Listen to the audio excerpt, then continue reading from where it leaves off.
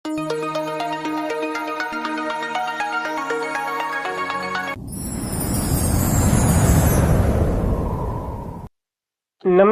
ગુજરાતના અધિકારી મિત્રો, આજે આપણે 24 ફેબ્રુઆરી 2026 નું મોસ્ટ ઇમ્પોર્ટન્ટ કરંટ અફેર સાથે સાથે જીકે અને જીએસ વિશે ચર્ચા કરવાના છે.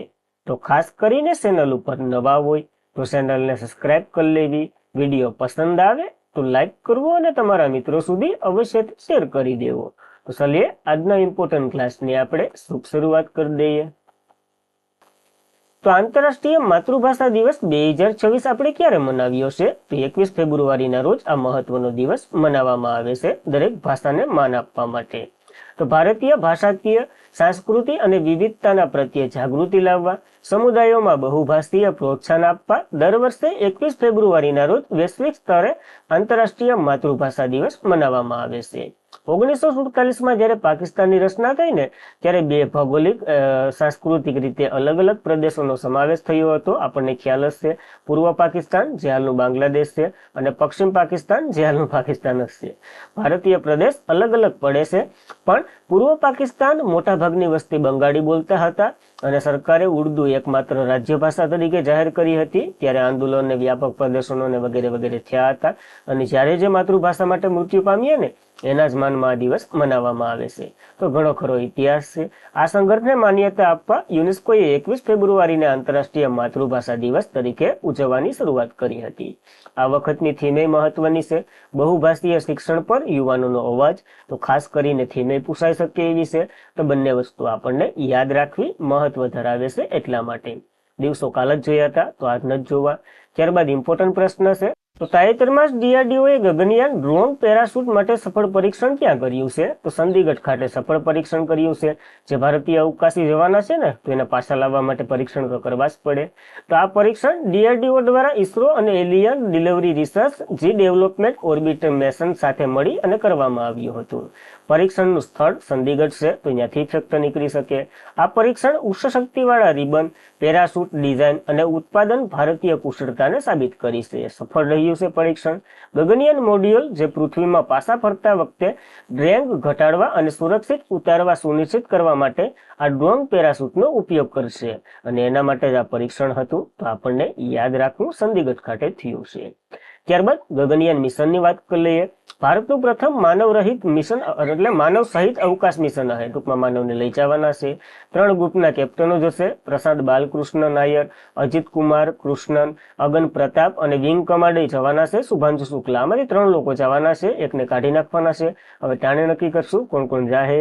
આ પહેલા મોકલવામાં આવેલ એક સ્ત્રી અર્ધ હ્યુમેનિક રોબોટને મોકલવામાં આવ્યા હતા. એનું નામ યોમ મિત્ર હતું. એના ઉપર પરીક્ષણ કર્યું, હું અપડેટ ને વગેરે એને સ્કીન ઉપર ને હું થાય એ બધી જોઈ અને આ બધી જવાના છે. 2027 સુધીમાં લોન્ચ થઈ શકશે અને LVM-3 રોકેટથી લોન્ચ કરવામાં આવશે. ઇસરો તાજેતરમાં ઇન્ટિગ્રેટેડ ડ્રોપ ટેસ્ટ એટલે કે K4 કેપ્સ્યુલ હાથ ધર્યો હતો. ક્યાં? તો કે શ્રીહરિકોટા આંધ્રપ્રદેશ ખાતે. તો 2027માં પરીક્ષણ ઉડાડવાનું છે. ત્યાં સુધીમાં બધા પરીક્ષણ પૂર્ણ થઈ જાય એટલે કોઈને નુકસાન ન થાય એના માટેનું આ મહત્વનું મિશન છે અને બહુ ઇમ્પોર્ટન્ટ બની રહ્યું છે આવનારી તમામ એક્ઝામો માટે. તો આપણને યાદ રાખવું આ ઇમ્પોર્ટન્ટ મિશન. ત્યારબાદ 19 ફેબ્રુઆરી 2026ના રોજ રાષ્ટ્રીય અનુસૂચિત જાતિ આયોગે કેટલામો સ્થાપના દિવસ મનાવ્યો છે? તો પોતાનો 23મો સ્થાપના દિવસ મનાવ્યો છે. ખાસ ઇમ્પોર્ટન્ટ ધરાવે છે આ સંસ્થા એસટી લોકો માટે. તો રાષ્ટ્રીય અનુસૂચિત જાતિ આયોગ જે નવી દિલ્હીમાં 23મો સ્થાપના દિવસ ઉજવ્યો. જેમ આદિવાસીના અધિકારોનું રક્ષણનો સમાવેશ અને વિકાસ પ્રોત્સાહન આપવા માટે તેમની ભૂમિકા પ્રકાશિત પાડે છે. રાષ્ટ્રીય અનુસૂચિત જાતિ આયોગ એ ભારતીય બંધારણના અનુચ્છેદ 338A હેઠળ સ્થાપિત કરવાની એક બંધારણીય સંસ્થા છે. તો યાદ રાખવી. અનુસૂચિત જાતિ એસટીના અધિકારોનું કલ્યાણનું રક્ષણ કરે, એની દેખરેખ કરે અને એને પ્રોત્સાહન આપવા માટેનું આ સંસ્થાનું કાર્ય છે. બંધારણની વાત કરી લઈએ તો 89મો જે બંધારણીય સુધારો થયો હતો ક્યારે? 2003માં અને 2004 દ્વારા આને સ્થાપિત કરવામાં આવ્યો હતો. ટોટલ 5 સભ્ય છે. એક અધ્યક્ષ હોય, એક ઉપાધ્યક્ષ હોય અને 3 અન્ય સભ્યો હોય છે આમાં. તો ખાસ મહત્વનું ધરાવે છે આપણા માટે. અને આ બધાની નિમણૂક રાષ્ટ્રપતિ દ્વારા થાય છે. તો એ પણ મહત્વ ધરાવે છે. આપણે સ્ટ્રેટેજી તો જોઈ લીધી. આનું કાર્ય તો રાષ્ટ્રીય અનુસૂચિત જાતિની વાત કરીએ, કલમ 338 મુજબ એની રચના થઈ હતી. ત્યારબાદ 2003માં 89મો બંધારણીય સુધારો થયો. અનુસૂચિત જાતિ માટે રાષ્ટ્રીય આયોગની પણ સ્થાપના કરવામાં આવી હતી. એને 338A અંતર્ગત, ત્યારબાદ NC/ST એ બંધારણીય સુધારો અંતર્ગત પસાર, એટલે કે જે બેકવર્ડ કાસ્ટના છે ને એ બધીનો N 338B. તો ત્રણેય મહત્વના આર્ટિકલ છે, ત્રણેયમાં એક એક સંસ્થાનો ઉલ્લેખ કરેલો છે, તો આપણને યાદ રાખવું મહત્વ ધરાવે છે એટલા માટે. ત્યારબાદ વૈશ્વિક ખાદ્ય સુરક્ષાને વેગ આપવા માટે ભારતે કઈ સંસ્થા સાથે 5 વર્ષ ચોખાના પુરવઠા પર કરાર પર હસ્તાક્ષર કર્યા છે? તો WFP ઉપર હસ્તાક્ષર કર્યા છે. મહત્વની સંસ્થા છે વર્લ્ડ લેવલની. તો ફૂડ કોઓપરેશન ઓફ ઇન્ડિયાએ વર્લ્ડ ફૂડ પ્રોગ્રામ જે 18 ફેબ્રુઆરીના રોજ ભૂખમરા સામે લડવાના હેતુ સાથે વૈશ્વિક માનવતાવાદી કામગીરીને ટેકો આપવા માટે ચોખાના પુરવઠા માટે એક સમજૂતી પર કરાર કર્યા છે, એટલે કે MOU કર્યા છે. આ કરાર હેઠળ માનવવાદી સહાય માટે દર 2 લાખ મેટ્રિક ટન ચોખાની સપ્લાય કરવામાં આવશે. ક્યાં? તો કે આફ્રિકા, પશ્ચિમ એશિયા અને સંઘર્ષગ્રસ્ત વિસ્તારોમાં જે ખાદ્ય સુરક્ષા સામે લડતા હોય ને એ લોકોને આપણે ચોખા આપશું અને એનો જીવ બચાવશું, એવા જ ઉદ્દેશ્ય સાથે મોકલી રહ્યા છે. 5 વર્ષ માટે મોકલશું, તો યાદ રાખવું. બંને સંસ્થાની વાત કરી લઈએ. એક વર્લ્ડ ફૂડ પ્રોગ્રામ જ્યાં મોકલવાના છે. 19 ડિસેમ્બર 1961માં આની રચના થઈ હતી. મુખ્ય મથક રોમ, ઇટાલી ખાતે છે. તે સંયુક્ત રાષ્ટ્રની સૌથી મોટી માનવતાવાદી એજન્સી છે, જેનું કાર્ય મિશન ભૂખમરો અને કુપોષણને દૂર કરવાનું છે. આના ED તો કે શ્રીન્ડ મેઇકેન છે, તો ખાસ યાદ રાખવું. હવે આપણે મોકલી રહ્યા છે ફૂડ કોઓપરેશન ઓફ ઇન્ડિયા. એની રચના 14 જાન્યુઆરી 1965માં થઈ હતી. તે ભારત સરકારની અગ્રણીય સંસ્થા છે, જે દેશની ખાદ્ય સુરક્ષા સુનિશ્ચિત કરવા માટે ખાદ્યની ખરીદી, સંગ્રહ અને વિતરણ કરે છે. અને આનું સંચાલન ખેડૂતોમાં જે લઘુમતીના ટેકાના ભાવ એટલે કે MSP ઉપર જે ખરીદી થાય ને એ ખાદ્ય ઉત્પાદનને સુનિશ્ચિત કરવાનું આનું મહત્વનું કાર્ય છે. તો આ તો તમે સાંભળેલું જ હશે. આ ફૂડ કોઓપરેશન ઓફ ઇન્ડિયા અંતર્ગત ખરીદી થાય છે, એ જ નિકાસ ને વગેરે થતું હોય છે, તો આપણને યાદ રાખવું ઇમ્પોર્ટન્ટ ધરાવે. ત્યારબાદ કયો દેશ વિન્ટર ઓલિમ્પિક મેડલ ટેબલમાં ટોચ ઉપર રહ્યો છે? તો નોર્વે ટોચ ઉપર રહ્યો છે. જ્યાં આયોજન થયું હતું એ 3જા ક્રમે રહ્યો છે. 2જા ક્રમે અમેરિકા રહ્યો છે. ખાસ ભારત એકોયમાં નથી રહ્યો. ઉત્તર ઇટાલી મિલોન્ડ કોન્ટીનમાં યોજાયેલી 25મી વિન્ટર ઓલિમ્પિક રમતોનું સમાપન થયું. હવે ફક્ત સમાપન સમારોહ બાકી રહ્યો છે, ખાલી એન્ડ કરવાનો જ. ચેમ્પિયન દ્વારા મેડલ સ્ટેટિંગ સંસાર આપવામાં આવ્યો છે. માસ્કોટની વાત કરીએ, ટીના અને મિલો હતું. નવી રમત એક એડ કરી હતી, સ્કીન પર્વતારોહણ. ખબર છે ને ઓલું બરફમાં આવા પાટિયા પહેરીને આવતા હોય, હા ભાઈ એ ટાઈપનું. આમાં તો કે 75 દેશના લગભગ 3000 જેટલા ખેલાડીઓએ 16 રમતમાં 116 મેડલ સ્પર્ધા કરી હતી. નોર્વે 18 ગોલ્ડ, કુલ 41 મેડલ જીત્યા છે. અને આ ગેમમાં એટલે કે નિર્વિવાદ પર લીડર રહ્યું છે, એટલે કોઈ વાંધો ઉપાડ્યો નથી. ભારતની વાત કરીએ, આફરીદ મોહમ્મદ ખીન જે અલ્પાઇન સ્કીઇંગમાં ભાગ લીધો હતો, સ્ટેનજુંગ લિપડ જે ક્રોસ કન્ટ્રી સ્કીઇંગમાં ભાગ લીધો હતો. 2 ખેલાડીએ ભાગ લીધો હતો, તો નામ પૂછાઈ શકે કારણ કે મેડલ એ કોઈ નથી આવ્યા એટલા માટે. વાત કરી લીધી. નોર્વે 41 મેડલ સાથે પહેલા નંબર ઉપર, United state, Italy, Germany, Japan વગેરે વગેરે છે. એકવાર શાંતિથી વિડીયો પોઝ કરી અને વાંચી લેજો. છેલ્લી આવૃત્તિની વાત કરી લઈએ, 2022માં થઈ હતી. દર 4 વર્ષે યોજાય છે. 24મી આવૃત્તિ હજી બેઇજિંગ ચાઇનામાં યોજાઈ હતી. ટોચ ઉપર એમાંય નોર્વે રહ્યું હતું. આગામી આવૃત્તિ 2030માં 24મી આવૃત્તિ છે ને એ ફ્રાન્સમાં યોજાવાની છે. અને 2034ની આવૃત્તિ યુએસમાં યોજાવાની છે. ખાસ આ અગાઉની યોજાવેલી આવૃત્તિ આપણને યાદ રાખવી, કારણ કે આ તો કમ્પ્લીટ થઈ ગઈ. આવનારી તમામ પરીક્ષામાં પૂછાઈ શકે જે આવવાનું છે એ. ત્યારબાદ ધ અલ્ટિમેટ રિવર બેટલ નામની 6ઠ્ઠી રાષ્ટ્રીય રાઇફિંગ ચેમ્પિયનશિપનું આયોજન કયા રાજ્ય અથવા તો કેન્દ્ર શાસિત પ્રદેશમાં થયું છે? તો જમ્મુ કાશ્મીરમાં આનું ઉદઘાટન થયું છે. મહત્વની ધરાવે છે, તો ભણી લઈએ. ધ અલ્ટિમેટ રિવર બેટલ નામની 6ઠ્ઠી રાષ્ટ્રીય રાઇફિંગ ચેમ્પિયનશિપ જમ્મુ કાશ્મીરના ડોંડા જિલ્લાના સિબનોટ ખાતે યોજાઈ હતી. આ કાર્યક્રમનું આયોજન જમ્મુ કાશ્મીર પ્રવાસન વિભાગ દ્વારા ડોડા જિલ્લાના વહીવટી તંત્ર સાથે મળી અને સિનાબ નદી ઉપર કર્યું હતું. તો મહત્વની ધરાવે છે સિનાબ, કારણ કે સિંધુની સૌથી મોટી સહાયક છે. ચેમ્પિયનશિપનો ઉદ્દેશ્ય પોસ્ટની રાઇફિંગ પ્રતિભાવ દર્શાવતા સાહસ અને ઇકો ટુરિઝમને પ્રોત્સાહન આપવું. 4 દિવસીય મહત્વની ઇવેન્ટ છે, તો આપણને યાદ રાખવી. આનાથી નદીનું મહત્વ વધવાનું છે.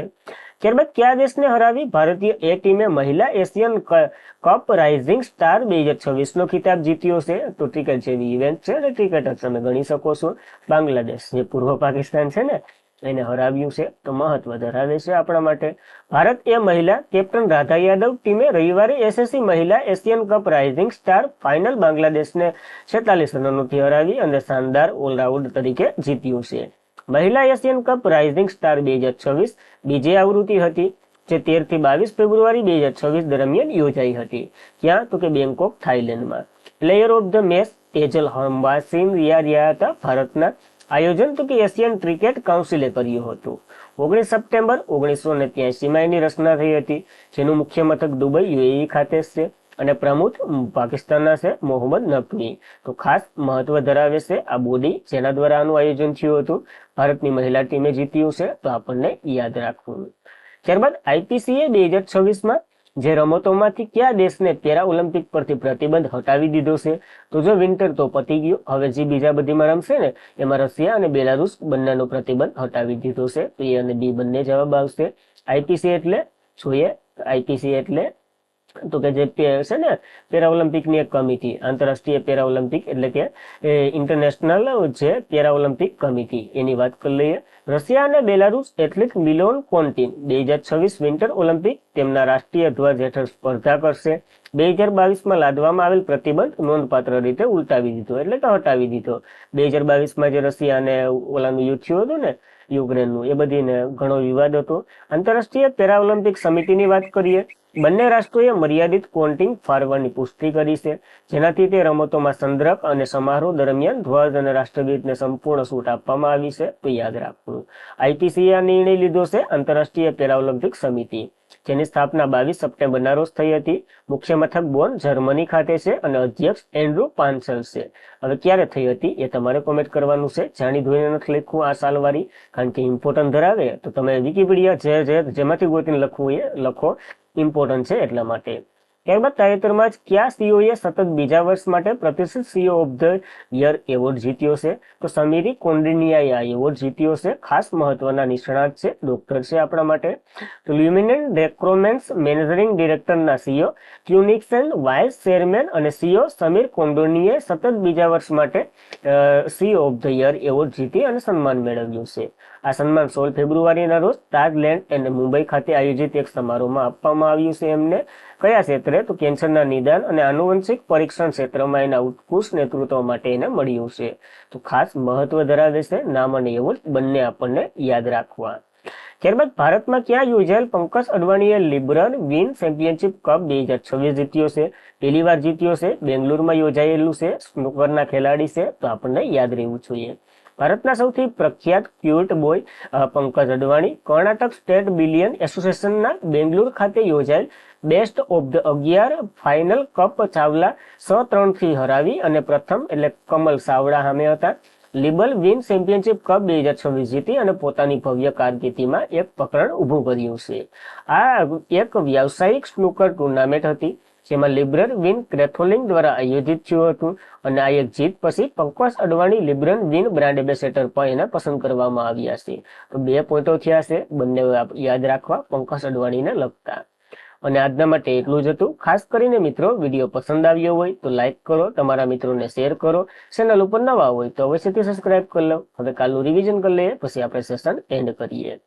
તો કાલનો પહેલો પ્રશ્ન હતો, વિશ્વ પેંગોલિન દિવસ ક્યારે મનાવવામાં આવે? તો 18 ફેબ્રુઆરીએ મનાવ્યો, કારણ કે ફેબ્રુઆરીના 3જા શનિવારે મનાવીએ છીએ. ભારત અને યુનાઇટેડ કિંગડમ વચ્ચે એરફોર્સ એરશો વિન્ડ ટાસ્ક ફોર્સ કયા રાજ્યમાં શરૂ કરવામાં આવ્યો છે? તો તમિલનાડુ અને ગુજરાતમાં પાયલટ પ્રોજેક્ટ સ્વરૂપે શરૂ કરવામાં આવ્યો છે. ભારત અને કયા દેશે ડિજીલોકરને પાયલટ પ્રોજેક્ટ તરીકે અમલીકરણ માટે કરાર કર્યા છે? તો કેન્યા અને ભારતે કર્યા છે. ખાસ ઇમ્પોર્ટન્ટ બનશે. કયા ભારતીય શહેરને અર્થશોટ પ્રાઇઝ 2026ના યજમાન તરીકે પસંદ કરવામાં આવ્યું? તો નવેમ્બર 2026માં મુંબઈમાં યોજાશે. કયા દેશના ભૂતપૂર્વ રાષ્ટ્રપતિ યુન સુક યોંગને બળવા સામે દોષિત ઠેરવ્યા અને ઉંમરકેદની સજા મળી છે? તો આ માર્શલો લગાડવા માટે આપણા બંધારણમાં કઈ આર્ટિકલમાં માર્શલોની વાત કરેલી છે? કોમેન્ટ કરી દો. તાજેતરમાં જ ભારતીયની એઆઈ અંતર્ગત open source made for India વાઇસ એરાનું લોન્ચિંગ થયું છે. ક્યાં થયું? તો નવી દિલ્હીમાં આ સમારોહ યોજાયો હતો. ખાસ ઇમ્પોર્ટન્ટ છે, 22 ભાષામાં અનુવાદ કરે. સરકારે કયા શહેરને એનઆઈટીઆઈ ખાતે એરોનોટિક્સ અને સંરક્ષણ કૌશલ્ય સંસ્થા સ્થાપવાની રાષ્ટ્રીય શ્રેષ્ઠતા કેન્દ્ર ખોલવાની જાહેરાત કરી છે? તો કાનપુરમાં ખોલશે ફ્રાન્સના સહયોગથી. તો ઇમ્પોર્ટન્ટ બને. છેલ્લા શસ્ત્ર માઓવાદી સુરેશ કોંડાનીએ શરણાગત પછી કયા રાજ્યમાં નક્સલ પ્રવૃત્તિથી મુક્ત જાહેર કરી દીધું છે? તો બિહારમાં નક્સલ પ્રવૃત્તિઓનો એન્ડ આવી ગયો છે. કયા રાજ્યએ રાજ્ય ઇતરખોરી મહોત્સવનું ભવ્ય ઉદ્ઘાટન કર્યું છે? તો ઝારખંડમાં ઉદ્ઘાટન થયું છે. મહત્વ ધરાવે છે. અને આજના માટે એટલું જ હતું. ખાસ કરીને મિત્રો વિડીયો પસંદ આવતો હોય, બહુ મહેનત થાય છે આની પાછળ, તો યાદ રાખવું, કોમેન્ટ કરવી, શેર કરવો અને ચેનલ ઉપર નવા હોય તો અવશ્યથી સબસ્ક્રાઇબ કરી લેવો, ટેલિગ્રામમાં જોઈન થઈ જવું PDF સ્ટડી મટીરિયલ વગેરે માટે. તો આજના માટે એટલું જ હતું. જય હિન્દ, જય ભારત, ધન્યવાદ.